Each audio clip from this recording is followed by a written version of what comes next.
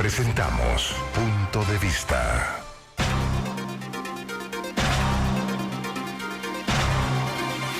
7 de la mañana con 5 minutos. ¿Qué tal? ¿Cómo están? Buenos días. Llegamos ya al martes 19 de julio de 2022. Iván Flores en la transmisión de redes sociales en el Facebook Live. Gracias a usted por conectarse con nuestra transmisión para tener información de primera mano, análisis sobre la situación económica de nuestro país, el sistema de trabajo a nivel del sector productivo. Abordaremos hoy en la consola de transmisión. Carlos Solís, les habla Neri Madel Reyes. Gracias también por su sintonía a través de nuestras habituales frecuencias. Hoy presento el saludo de nuestra invitada aquí en la cabina azul. Es la directora ejecutiva de la Asociación Nacional de la Empresa Privada ANEP, Leonor Selva. Un gusto volverle a saludar, Leonor. ¿Cómo le va? Buenos días. No, siempre un gusto estar aquí en la KL. Gracias por tener. Gracias, Leonor. Bueno, el sector privado involucrado siempre en esta dinámica económica, y uno, al conocer los informes que presenta el Banco Central de Reserva, pues no hay todavía la esperanza de que la condición pueda favorecer. Y es que la dinámica económica, Leonor, nos favorece a toda la sociedad, porque sí hay buen desempeño económico, encontramos trabajo, hay incentivos salariales, oportunidades de desarrollo, nivel de formación. Ayer el Banco Central decía que hemos tenido en el primer semestre de 2022 un crecimiento bueno en todos los rubros, y que la inflación pues sigue siendo alta, pero El Salvador en América Latina ocupa un quinto lugar en el nivel de inflación. ¿En qué se traduce este comportamiento de mantener una dinámica, según el Banco Central de Reserva, a nivel económico buena? Pues justamente nosotros lo advertíamos desde el año pasado. El año pasado creo que fue un año excepcional, que nos estábamos recuperando del cierre económico de la pandemia, entonces cerramos con el crecimiento del 10%. No solo era que habíamos estado cerrados y abrimos, es que en el mundo había un montón de liquidez, es decir, había dinero, por eso es que nuestras exportaciones habían podido aprovechar esta oportunidad, nuestros exportadores, que aprovecho para saludarlos, que se están celebró el día, ¿verdad? Ajá, que el viernes pasado fue el Día de los Exportadores Salvadoreños, y sí, creo que hoy más que nunca hay que valorarlos, porque los datos son claros, son ellos y las industrias que alimentan la exportación los que están teniendo la economía del país a flote. En ese sentido, pues eso, había mucha liquidez, todavía estábamos viendo eso, y eso permitía a los exportadores posicionar sus productos en el extranjero, los productos hechos por salvadoreños en El Salvador, venderlos en el mundo. ¿Qué pasa? Ese exceso de liquidez, entre otros fenómenos, ese exceso de dinero que había en el mundo, porque recordemos que, por ejemplo, los Estados Unidos había dado varios incentivos de bonos de dinero durante la pandemia a sus ciudadanos. Esos ciudadanos al mismo tiempo estaban encerrados, entonces gastaron menos. Y después, al final también hay un efecto psicológico que se nos olvida. Después de la pandemia hemos cambiado psicológicamente, y mucha gente empezó a la inversión que no había hecho en casa, en carro, la empezó a hacer porque es un poquito el segundo aire de... Como a estimularme. Esto siempre pasa después de un fenómeno así traumático de confinamiento. Mundial. Entonces, todavía nosotros estamos en este semestre aprovechando esa colita de liquidez, pero ¿qué pasaba? Nosotros desde los informes del año pasado, ANEP, empezamos a advertir que el riesgo era justamente lo que hoy la población está sintiendo, la inflación. ¿Qué es la inflación al final del día? Que el costo de vida se eleva. Yo con la misma cantidad de dinero hoy compro menos. Eso es la inflación. Es bueno que, porque uno a veces los términos técnicos, inflación, pero esto que nos explica Leonor es importante. La inflación se traduce en que con la misma cantidad de dinero compro menos de lo que compraba, por ejemplo, en junio del año pasado. Exactamente. ¿Y cuál es el problema? La inflación se está dando en todos los países, pero si yo, por ejemplo, comparo con Estados Unidos, la inflación en Estados Unidos ahorita está en el 9%, sumamente alta.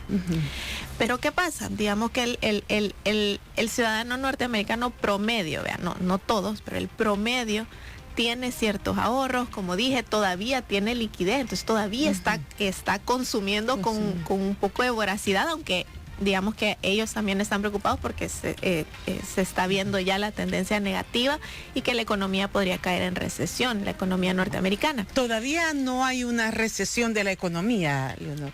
Se supone, a ver, sí, ya en este último informe del que cerró junio en Estados Unidos ya refleja que la economía se desaceleró y que en lugar de crecer, no creció. Sí. Nosotros estamos esperando, y la mayoría de expertos en el resto del mundo está esperando estos datos que vienen de julio y los que siguen en los próximos meses para determinar qué tan fuerte va a ser la recesión de Estados Unidos y qué tan profunda. O sea, cuánto va a durar y qué tan fuerte va a ser. Y nosotros tenemos que seguir ese dato porque literalmente lo que pasa en Estados Unidos nos va a afectar a nosotros en la misma. Sí, es ineludible el efecto. La recesión económica, digamos, entrar en una desaceleración es como un paso antes de la recesión. Y conceptualicemos un poco qué es la recesión económica. Sí, justamente, vaya. Hay crecimiento económico, es decir, yo mejoro de cómo estoy. Sí. Mañana estoy mejor que hoy. Desaceleración es cuando yo empiezo a ver que esa tendencia que a mí me traía con ese impulso, por ejemplo, nosotros estamos viendo, dije, las exportaciones han crecido 17%, pero ¿qué empezamos a ver cuando medimos el crecimiento? Que la tendencia ya no es para arriba y empieza una tendencia para abajo. ¿Significa eso que estamos muy, muy mal todavía? No. Que íbamos creciendo y simplemente el problema es que la tendencia va para abajo. No se están desplomando, pero sí la tendencia ya les preocupa un poquito a los sectores. Entonces a eso le llamamos desaceleración, porque literalmente perder el impulso positivo que se había tomado. ¿Cuándo eso se vuelve preocupando? Cuando empezamos a ver números negativos, es decir, ya no es que no estamos creciendo tanto o estamos creciendo menos. Recesiones ya no estamos creciendo y nos estamos encogiendo como economía. Entonces, eso sí ya nos preocupa. Se estanca la producción. Se estanca la producción. Porque no tengo demanda, ¿y para qué voy a producir si nadie me está haciendo pedidos? Y ahí ya es un tema de nosotros, nuestra prioridad es proteger la planilla, proteger los empleos, y digamos que ahí se pueden perder empleos. Entrar en una recesión sí es complicado para el país. Por el momento, justamente, nuestros indicadores macro sí están viendo esa pérdida de impulso y esa desaceleración, todavía no una recesión. Y ya, por ejemplo, eso también lo valida el Banco Central de Reserva, que al principio de año el gobierno hablaba de un crecimiento de 4%. Hemos ido ajustando eso. Ahorita todos los países lo han hecho. Todos los países lo han ajustado a la baja, pero hay que reconocer que El Salvador, y ahí me parece un poquito una no una injusticia, sino que justamente ese llamado de atención es, a nivel centroamericano sí somos el que menos va a crecer. Y pese a que el Banco Central decía ayer que en Centroamérica El Salvador tiene un mayor crecimiento en las exportaciones. De las exportaciones, pero del resto de sectores no mucho. Además, hay que decirlo, estamos creciendo más respecto de nosotros, pero no es... no tenemos los rubros más grandes, o sea, sí, el sector exportador en Guatemala es más grande que el nuestro. Entonces, sí, yo entiendo que el gobierno hace estas valoraciones, y de nuevo, nosotros lo que queremos es poner el tema sobre la mesa para que ahorita que solo estamos desacelerados, podamos corregir el rumbo y echarle la mano todos, ¿no? ¿Y cuál es la participación desde los sectores privados para no corregir, sino fortalecer aquellas áreas para mejorar nuestro rumbo? Mira, por unos lados están nuestros esfuerzos propios. Vea, nosotros sí, Coexport, que es la gremial de exportadores, nosotros, ANEP, nos toca también vender el país, porque nosotros también somos embajadores de país, la ASI, todos. Por un lado nos está tocando esa tarea, ahí sí quisiéramos un poquito que el gobierno de El Salvador se tomara realmente la tarea de cambiar un poco la imagen país. Yo sé que existieron, y por el contrario, yo me remito, vaya, por ejemplo, cuando quisieron impulsar Surf City, eso le cambió un poco positivamente la mirada al país.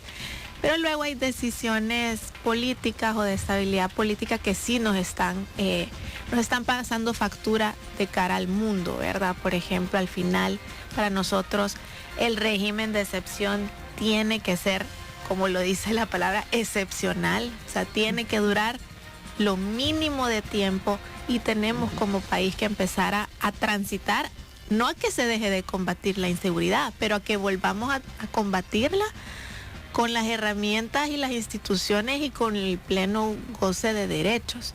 O sea, si ya se usó el régimen por 3 veces, se ha prorrogado, ¿verdad? Entonces ya llevamos unos 5 o 6 meses, 4 meses con régimen, pero tenemos que transicionar, porque para nosotros es bien difícil desde lograr una visita de inversionistas grandes extranjeros ahorita, porque por ejemplo si hay corporaciones que nos dicen ahorita no puede venir mi jefe regional, porque pues sí, la verdad que a ellos les asesoran que hay un régimen de excepción, que no hay pleno goce de derechos, pues, y al final es bien difícil tratar de convencer a un extranjero que no venda, que venga.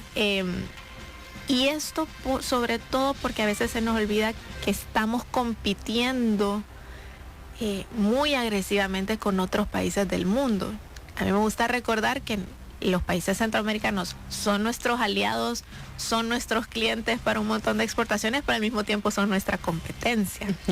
Y lo que estamos viendo es que todos estamos compitiendo y tratando de enamorar a los mismos inversionistas extranjeros que son, ¿por qué? Porque ellos generan empleos en masa, en números bien significativos. O sea, vemos como en Costa Rica un contrato genera 800, 1,200 empleos de un solo. Entonces todos estamos queriendo enamorarlos y ahí es donde este tipo de condiciones que se perciben como que elevan el riesgo del país, no solo en el tema fiscal, sino político, nos hace menos atractivos, pues simple y sencillamente la gente dice, bueno, entonces me voy a Guatemala porque ahí parece que la cosa está más estable. Las autoridades dicen sobre el régimen de excepción que han tenido informe que ha generado confianza porque se ha golpeado mucho a estas estructuras.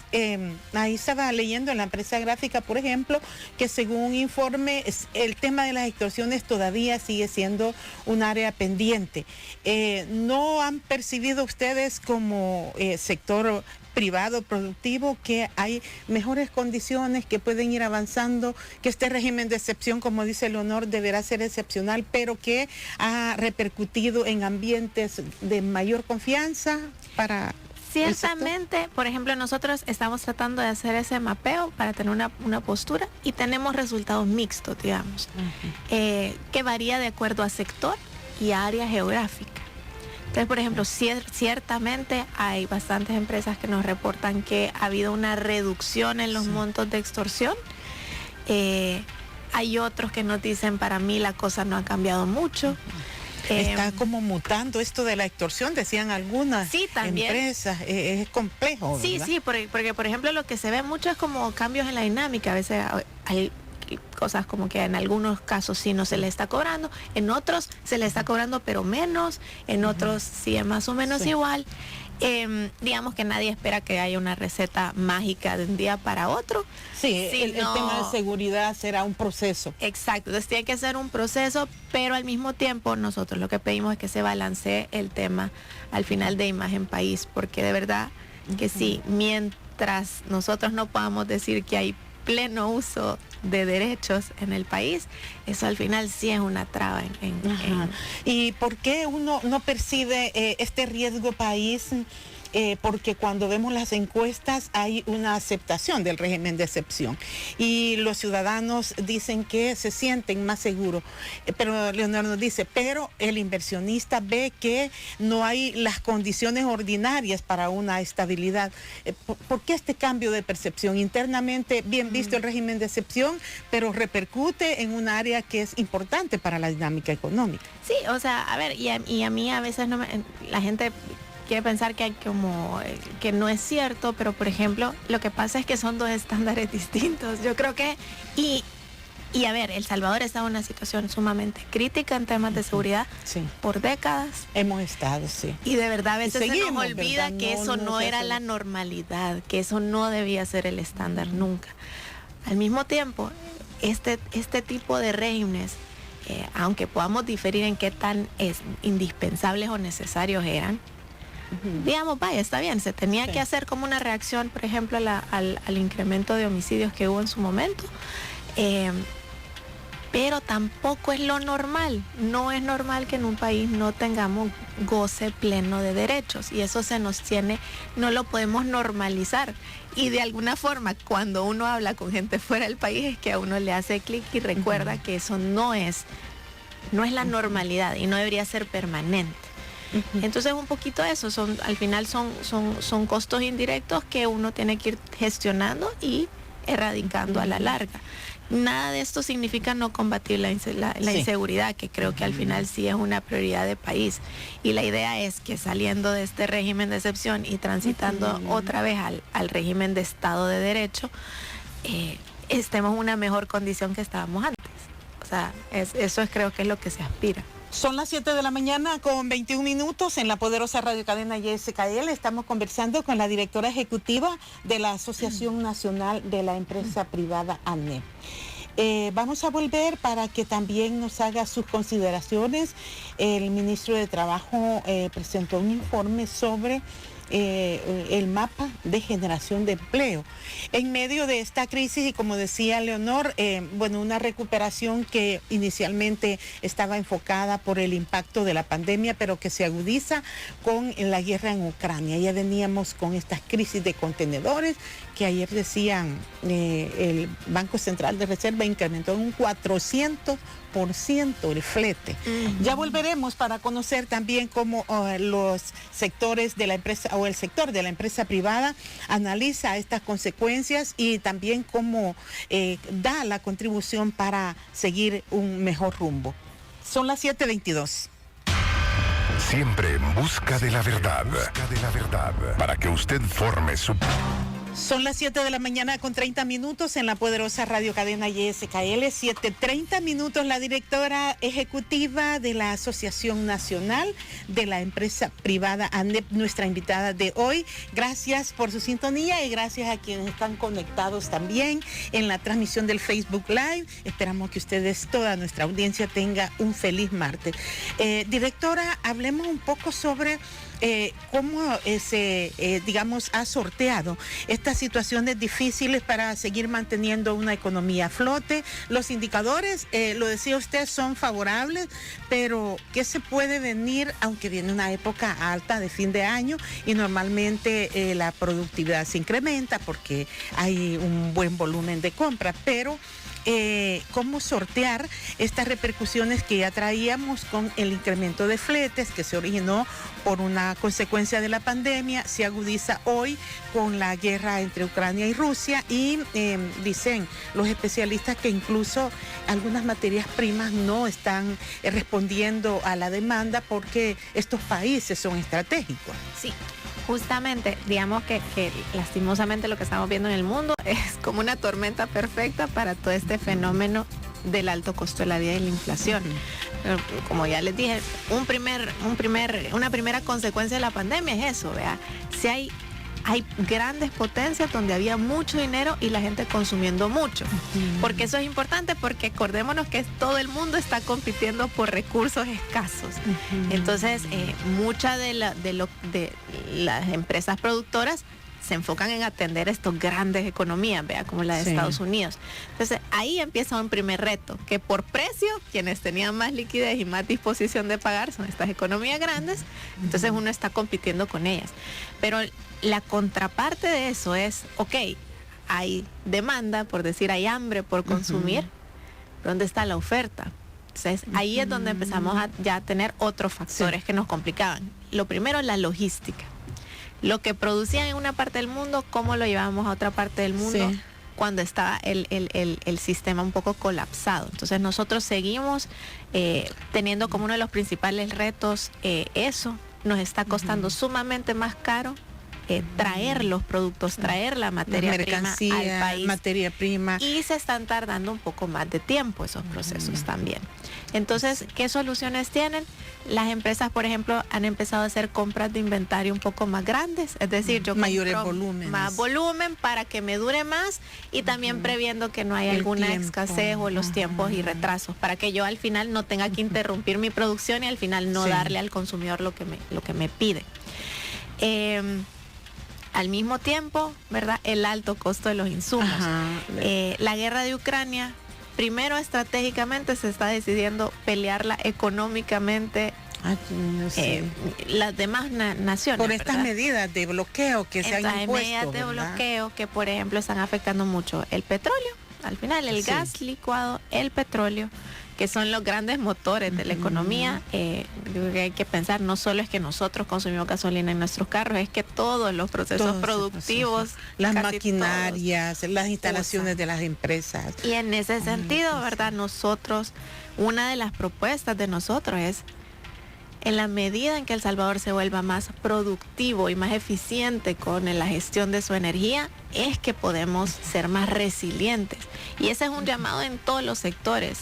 Creo que por mucho tiempo la economía, ya lo decía el presidente del Banco Interamericano de Desarrollo, la única realmente arma con la que se puede combatir la inflación es con producción y productividad. Los países tenemos que ser más productivos, tenemos que tener industrias más pujantes, porque nos hace menos dependientes del contexto internacional. Y por ejemplo, ayer me decían, lo discutíamos en la NET, estas grandes inversiones como Energía del Pacífico, que ya busca que aquí haya nos pueda diversificar nuestra fuente de energía. Esto nos ha favorecido. Sí, justamente eso. Ayer salía una nota donde decía que eso podía ser más eficiente el costo de energía hasta en 30%. Estos son procesos, son inversiones inmensas, ¿verdad? Entiendo que Energía del Pacífico es la inversión en energía más grande de Centroamérica. Entonces, ese tipo de apuestas suenan de largo plazo, pero yo lo decía ayer en otro medio. Siempre hemos dicho que esta agenda de la productividad es como la agenda de largo plazo y que ahorita hay que resolver y apagar el incendito. Cada vez más la tendencia en el mundo es que este tipo de crisis van a ser más frecuentes y más profundas. Solo los países que realmente le apuesten a ser más resilientes, a ser más resistentes, son los que van a sobrevivir. Si no, vamos a pasar con el agua hasta el cuello siempre y siempre apagando incendios que al final no es la calidad de vida que se merecen nuestros salvadoreños. Ayuda a la resiliencia, por ejemplo, esta visión de las autoridades de las medidas de alivio. Estamos asumiendo, digamos, un costo a nivel de subsidios que igual se va a pagar más adelante, pero que temporalmente ha significado mantener quizás un estándar para que los incrementos de precios no sean tan excesivos. Para nosotros, de las 11 medidas aplicadas, digamos que la que ha tenido el mejor impacto o el impacto significativo, sí es la fijación del precio el subsidio que se está dando para mantener un precio establecido de la gasolina. El subsidio y el subsidio del gas licuado, que digamos que ya era un subsidio que ya se daba a poblaciones focalizadas y que siempre ha servido sobre todo para la MIPES. El de la gasolina sí sirve bastante. Porque ayuda al traslado de mercancías, productos finales. Y al consumidor final también. O sea, y se está trasladando. ¿Creen ustedes se está trasladando? La Defensoría, no sé cómo lo han visto desde el sector privado, este papel de la Defensoría también supervisando el nivel de conciencia de cumplimiento de proveedores. Fíjate que nosotros justamente, la Defensoría y el Ministerio de Economía dieron una conferencia de prensa hace un par de días, 3 o 4 días. A ver, primero que nada hay que decirlo, nosotros el sector privado formal, sobre todo, y aquí hay que hacer una distinción, el sector privado formal, es decir, las empresas que están formalizadas, que están en legalidad. Sabemos que estamos sujetas a estas regulaciones, eso está bien, es parte del trabajo de la Defensoría. Que sí nos gustaría que a veces los políticos no recurrieran a un discurso que busca como pintar como si los empresarios estuvieran haciendo algo malo, porque las mismas cifras que dio la Defensoría del Consumidor, la ministra de Economía dijo que habían hecho 40,000 inspecciones. A casi 14,000 a los sectores de gas, de gasolina, y establecimientos de gasolina. De esas inspecciones, solo habían hallado 153 irregularidades. Eso es el 0.003%. ¿Qué te dice eso? Cuando ellos van a las empresas, al sector formal, al sector privado formal, nosotros estamos cumpliendo la ley. Esta no es una situación que estemos provocando. son mínimas, o sea, 0.003% donde han hallado irregularidades que todavía se tienen que seguir investigando para determinar si realmente hubo alguna actuación errónea. Lo mismo la Defensoría del Consumidor, hablaba de 83,000 inspecciones y solo 40 casos sancionatorios abiertos. 83,000 versus 40. Eso es el 0.007 o 0.004%. Entonces sí nos gustaría que se reconociera que el sector privado formal está cumpliendo y que si nos ha tocado a algunas empresas incrementar costos es porque ya no podíamos absorber. Porque en la cadena de producción va, digamos, también este incremento y se está trasladando. Y creo que lo que se busca también con estas inspecciones es que, como decían las autoridades, el incremento no sea abusivo, sino y de hecho eso es parte de los criterios que se toman. Ayer hablamos con una empresa, me decían, mi incremento de costos es del 15%, pero yo aparte, porque si yo subo mucho el precio, disminuye las ventas. No vendo. Entonces tampoco nadie quiere perjudicar al consumidor, si el consumidor es de quien nosotros vivimos. Entonces me decían, entonces yo no puedo incrementar en la misma medida en lo que se me han incrementado a mí los costos. ¿Y qué se espera, por ejemplo, comenzando ya este segundo semestre? Podemos ir haciendo acciones que favorezcan, digamos, mantener a flote el país. No sé si ANEP ha tenido acercamientos con el gobierno. ¿Ustedes conocen de líneas que estén preparando las autoridades? Algunas de nuestras gremiales, y sí, el gobierno está trabajando con algunos de los sectores para ver, ahorita entiendo, una especie de mapeo de qué cosas se puede hacer. Nosotros sí hemos tenido algunos espacios permanentes, sobre todo en CIFACIL, que es para facilitar el comercio. Sí, la facilitación del comercio. Nos gustaría con este problema de aduana, ¿verdad? Sí, nos gustaría ver un poquito más de resultados, pero al final estamos sentados en la mesa siempre indicando cómo podemos hacer más ágil el comercio.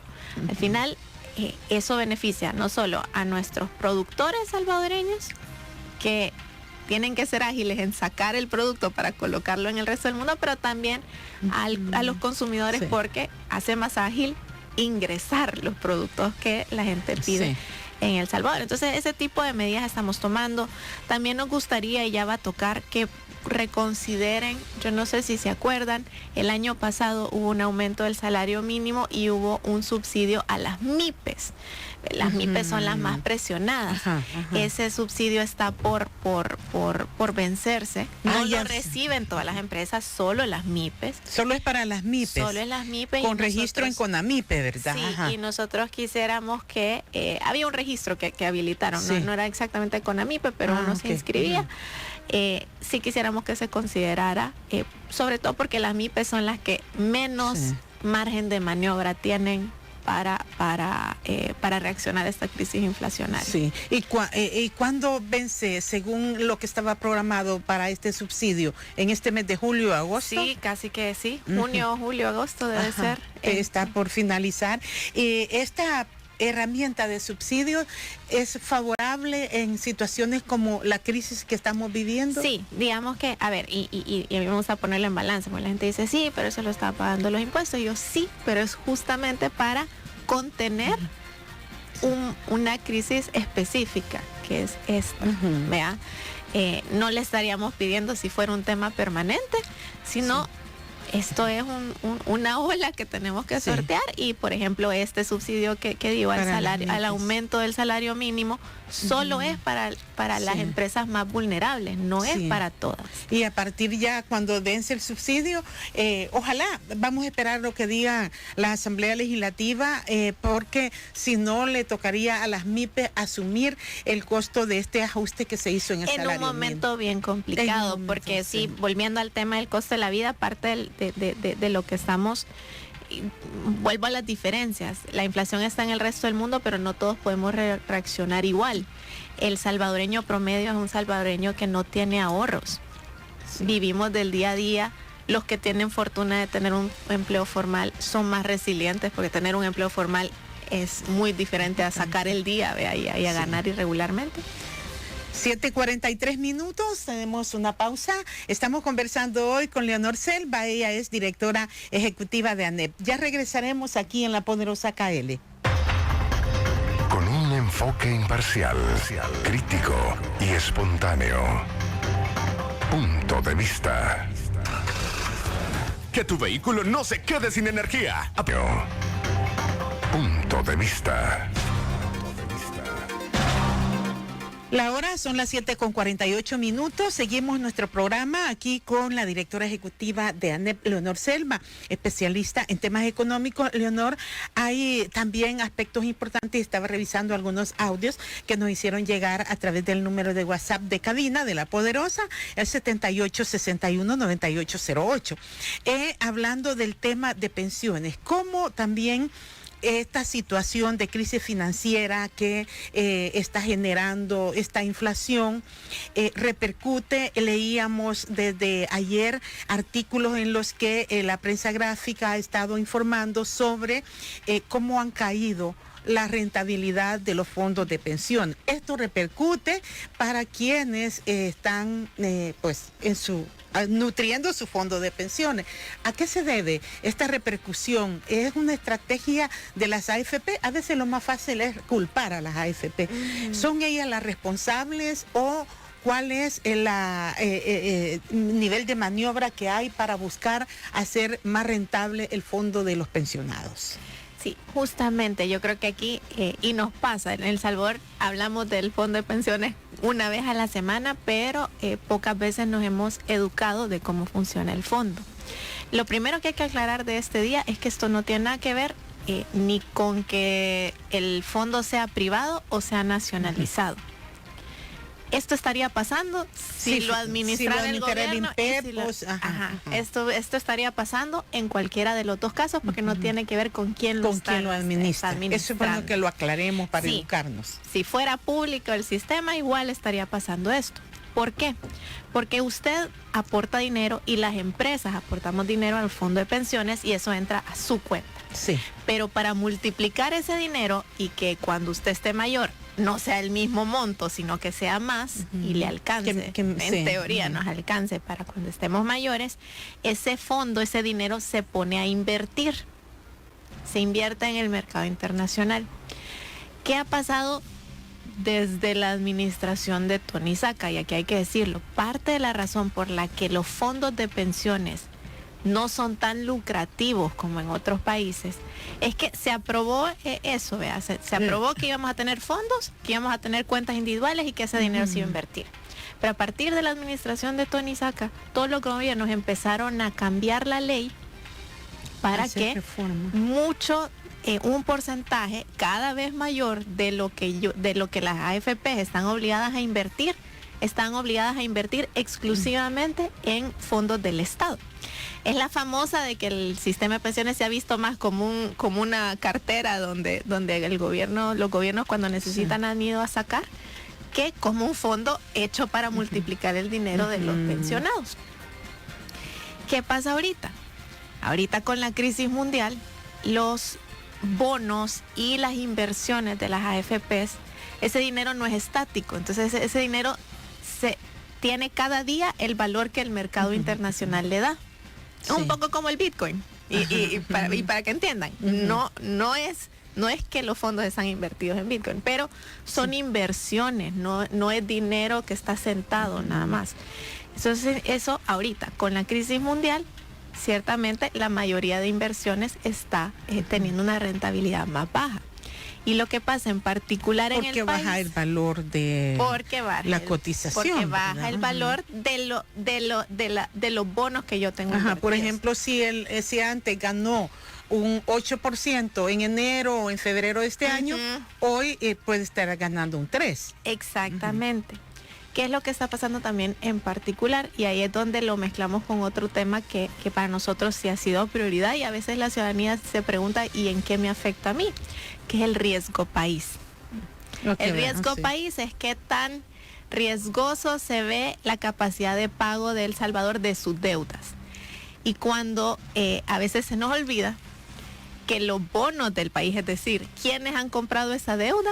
Pues en gran medida somos nosotros los salvadoreños, en nuestro fondo de pensiones. Con el fondo que cotizamos. Exactamente. Entonces, Por eso es que es importante cuando vemos que el riesgo país está en sus niveles más altos, eso hace que nuestra deuda valga menos, que nuestros bonos valgan menos. Y por ende eso está afectando un poco nuestras pensiones. ¿Qué les recomendamos o digamos cómo manejar esto? Digamos, las AFPs, por eso me dicen, las AFPs, lo hablábamos, las AFPs miden la rentabilidad de los bonos en periodos más largos. Precisamente por eso es que son bonos que tampoco dejamos que la gente los pueda usar como si fueran caja de ahorro, ¿vea? La idea es que no los saquen porque justamente el mercado fluctúa en periodos cortos de tiempo. Sí.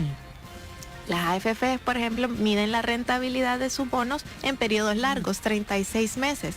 ¿Por qué? Para que no sea tan variable y ver a la larga que sean estos bonos.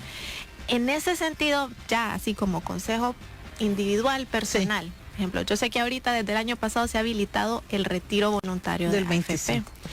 Si usted retira ahorita, por ejemplo, entonces ahorita es como decimos, realizar el precio de mercado. Si usted deja su dinero puesto ahí en la AFP y el mercado va a cambiar eventualmente y esa rentabilidad va a volver a subir.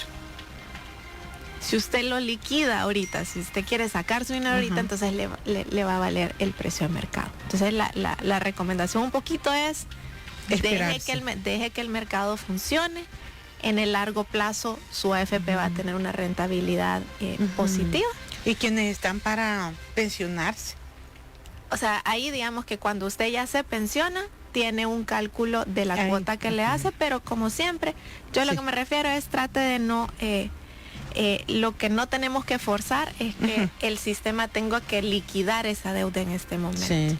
Sí, estaba leyendo aquí que dice de última hora el Gabinete de Seguridad anuncia que llegará a la Asamblea Legislativa a solicitar prórroga del régimen de excepción porque el actual periodo vencerá el 24 de julio. Tendremos un nuevo mes. Las autoridades dicen que les da el espacio temporal para preparar procesos judiciales y a ver cómo nos va también, Leonor. Sí, nuevamente creo que el llamado es no nos acostumbremos a esto porque sí tiene costos indirectos. Poco a poco, esperamos que las autoridades estén preparando un plan de transición para volver a el Estado de Derecho tal cual debe y a que las instituciones sigan combatiendo la inseguridad, pero con un Estado en el que los ciudadanos tengamos todo el uso de los derechos. Leonor Selva, gracias por acompañarnos aquí en Punto de Vista. Espero que tenga un feliz martes y aquí estaremos siempre para invitarla y que nos comente sobre estos temas. No, muchas gracias y gracias por la oportunidad. Finalizamos Punto de Vista.